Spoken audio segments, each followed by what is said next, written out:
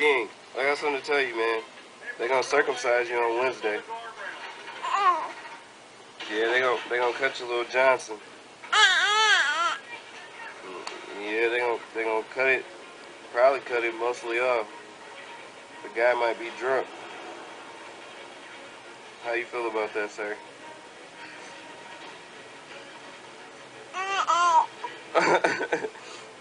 What? It's only gonna hurt for like a week.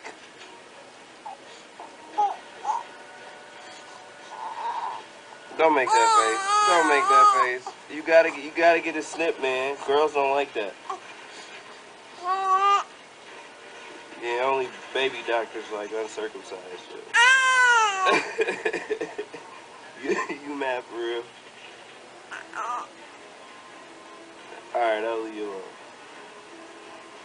But it's on Wednesday. It's on Wednesday at 10 o'clock. At 10 o'clock.